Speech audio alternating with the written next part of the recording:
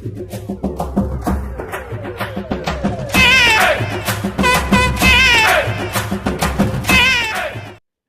வணக்கம். எல்லாருக்கும் இனிய விநாயகர் சதுர்த்தி திருநாள் நல்வாழ்த்துக்கள்.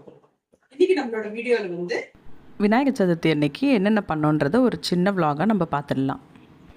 ஃப்ரைடே மார்னிங் பார்த்திங்கன்னா தோட்டத்துக்கு போயிருந்தேன். ஏன்னா அன்னைக்கு பூஜைக்காகவும் மறுநாள் பூஜைக்காகவும் சதுர்த்தி பூஜைக்காகவும் நம்ம பூ பறிச்சிட்டு வரலாம் அப்படின்ட்டு ரொம்ப நிறைய காஷ்மீர் ரோசஸும் நம்மளுக்கு அந்த லண்டன் குயினும் நிறைய பூத்துருந்தது.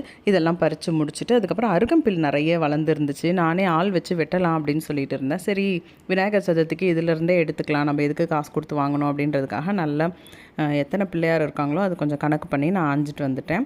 அதை மஞ்சள் தூள் போட்டு கொஞ்சம் தண்ணியில் வாஷ் பண்ணி எடுத்துகிட்டு அதை கட்டுறதுக்கு ஆரம்பித்தாச்சு. அதுக்கப்புறமா வெளியில் இருக்க அந்த செவ்வரளி பூவையும் பறித்து மாமியார்கிட்ட கொடுத்தா அவங்களும் அதை கட்டி எடுத்து வச்சுட்டாங்க. அருகம்பில் மாலை கட்டும்போது பார்த்திங்கன்னா விநாயகர் அகவல், நம்மளுக்கு தெரிஞ்ச விநாயகர் ஸ்லோகங்கள், விநாயகரோட நாமாவளிகள் எது வேணால் நம்ம சொல்லி கட்டலாம், போற்றிகள் சொல்லலாம். இது மாதிரி ஏதாவது நம்ம சொல்லி நம்ம கட்டினோன்னா ரொம்ப விசேஷம். அப்படியே எனக்கு மைண்ட் ஃபுல்லாகவுமே மாவு அரைக்கணுமே அப்படின்றதுலேயே ஓடிட்டு இருந்தது. கொழுக்கட்டை மாவுக்கு இந்த மாதிரி அரிசி ஊற வச்செல்லாம் நான் வச்சுருந்தேன் காய வச்சு. அதுக்கப்புறம் அது எல்லாத்தையுமே ரெடி பண்ணி ஆவி கட்டி இதை எடுத்து வச்சுட்டேன். ஒரு செட்டு மாவு, இன்னொரு செட் அதை வறுத்து நான் எடுத்து வச்சுருந்தேன். கொஞ்சம் ரெண்டுமே வெவ்வேறு இதுக்காக நம்ம பயன்படுத்திக்கலாம் அப்படின்றதுக்காக. அப்படியே பார்த்திங்கன்னா ஈவினிங் பூஜை எல்லாம் முடிஞ்சுது.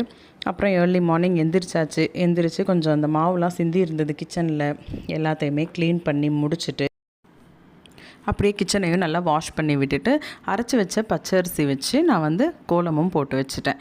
அதுக்கப்புறமா நம்ம பட்சணங்கள் செய்கிறதுக்காக குட்டி விநாயகர் ஒருத்தர் அடுப்பு மேலே பிடிச்சி வைக்கிறது ஒரு வழக்கமாக இருக்குது. அதனால் ஒரு சின்னதாக மஞ்சள் விநாயகர் பிடிச்சி அவருக்கு ஒரு குங்குமம் மஞ்சள் வச்சுட்டு அவருக்கு நம்ம பூஜை ஸ்டார்ட் பண்ணியாச்சு. அப்படியே பார்த்திங்கன்னா வாசல்லையும் கோலம் போட்டு முடிச்சுட்டு தோரணம் மாயிலை எல்லாத்தையுமே கட்டியாச்சு. இதெல்லாம் முன்னாடி நாளே தம்பி ரெடி பண்ணி வச்சுட்டான். ஹஸ்பண்டும் பையனும் போயிட்டு மண் விநாயகர் வாங்கிறதுக்காக போயிருந்தாங்க. வாங்கிட்டும் வந்துட்டாங்க. சரி, விநாயகரை அழைக்கிறதுக்காக வெளியில் போயிட்டு ஆரத்தி எடுத்து அவரை உள்ளே கூப்பிட்டுக்கிட்டாச்சு. நம்ம ஏற்கனவே வரலட்சுமி பூஜைக்கு எப்படி செட் பண்ணி வச்சுருந்தோமோ ஹாலில், அதே மாதிரி செட்டப் தான் நான் பண்ணி வச்சுருந்தேன். என்கிட்ட வேறு டேபிளோ ஒன்றும் கிடையாது. கார்னர் டேபிள் இருக்கும். அந்த கார்னர் டேபிள் மேலே நான் பட்டு சாரீஸ் போட்டு அந்த மாதிரி அரேஞ்ச் பண்ணி தான் வைப்பேன் நான். இது நல்லா இருக்குது. ஆக்சுவலாக உள்ள பூஜை ரூமில் பண்ணுறதை விட இங்கே தாராளமாக செய்கிற மாதிரி இருக்குது. அதனால் இங்கே தான் இப்போல்லாம் நான் பூஜை பண்ணுறது. ரொம்ப அழகாக க்யூட்டாக உட்காந்துருக்காரு மனையில் நம்ம வீட்டு விநாயகர். இப்போ அவருக்கு அங்கவஸ்திரம் சாத்துறதுக்காக மாமியாரும் பையனும் சேர்ந்து மடிப்புகள் எடுத்துகிட்ருக்காங்க.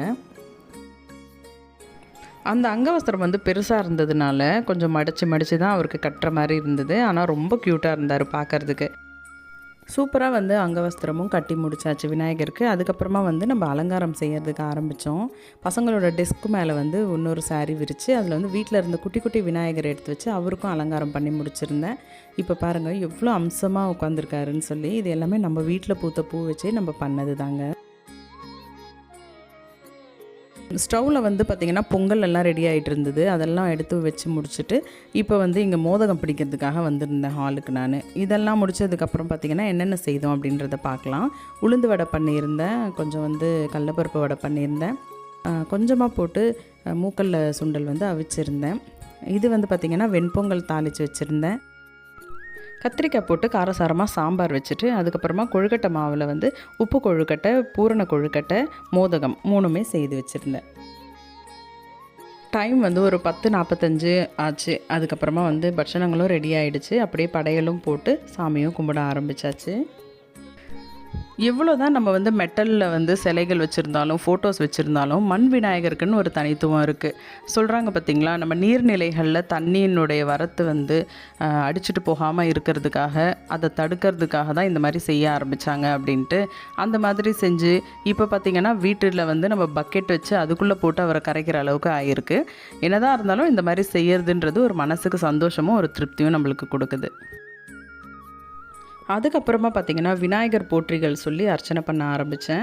நான் அர்ச்சனை பண்ணதுக்கப்புறம் மாமியார்கிட்டையும் அர்ச்சனைக்கு அருகம்பில்லும் பூக்களையும் கொடுத்து அவங்களையும் போட சொல்லிவிட்டு பையன்கிட்டையும் கொடுத்தேன். அப்புறம் பாப்பா போட்டால். இதில் என்ன ஸ்பெஷல் அப்படின்னு பார்த்திங்கன்னா, நாங்கள்லாம் ரொம்ப பயபக்தியாக அப்படியே போட்டுட்ருந்தோம். பாப்பா என்ன பண்ணான்னா ஃப்ரெண்டுக்கிட்ட பேசுகிற மாதிரி பேசிவிட்டு தொட்டு கும்பிடுமா அப்படின்னா பாதத்தை கூட தொட்டு கும்பிடல, கொடையை தொட்டு கும்பிட்டுட்டு டக்குன்னு அவள் கிள்ளி முத்தம் கொடுத்துட்டு போனா விநாயகரை. அது பார்க்கறதுக்கு வந்து ரொம்ப க்யூட்டாகவும் ஆச்சரியமாகவும் இருந்தது. பாரு ஒரு குழந்தையினால தான் இப்படிலாம் பண்ண முடியும் அப்படின்ற மாதிரி. நான் கேட்டேன் அவளை, என்ன தியா இந்த மாதிரி கிள்ளி முத்தம் கொடுக்குறியா, அவர் யார் உனக்கு அப்படின்னு கேட்டதுக்கு அதோட பதிலை பாருங்களேன். தியாமா, விநாயகரை எதுக்குடா கிள்ளி முத்தம் கொடுத்த? உன் ஃப்ரெண்டா? எப்பத்துல இருந்து ஃப்ரெண்டு? அப்படியா? ஓஹோ, அதனால தான் கிள்ளி முத்தம் கொடுத்தியா? அவ்வளோதான் ஃப்ரெண்ட்ஸ், நம்மளோட விநாயகர் சதுர்த்தி இதோட முடியுது. இதுக்கப்புறம் பார்த்திங்கன்னா நம்ம விநாயகரை கரைச்சது அதெல்லாம் வந்து இன்னொரு நாள் நான் வீடியோவில் போடுறேன். அதை நீங்கள் பார்த்து என்ஜாய் பண்ணுங்கள். கண்டிப்பாக விநாயகருடைய ஆசியும் அருளும் பரிபூர்ணமாக நம்ம வீடியோ பார்த்துட்ருக்க எல்லாருக்கும் கிடைக்கும். என்ன ஃப்ரெண்ட்ஸ், வீடியோலாம் பார்த்தீங்களா? கண்டிப்பாக உங்களுக்கு பிடிக்கும்னு நம்புகிறேன். இந்த வீடியோ உங்களுக்கு பிடிச்சிருந்துச்சுன்னா லைக் பண்ணி, ஷேர் பண்ணி, கமெண்ட் பண்ணுங்கள். மறக்காமல் நம்மளோட சேனலை சப்ஸ்கிரைப் பண்ணிக்கோங்க.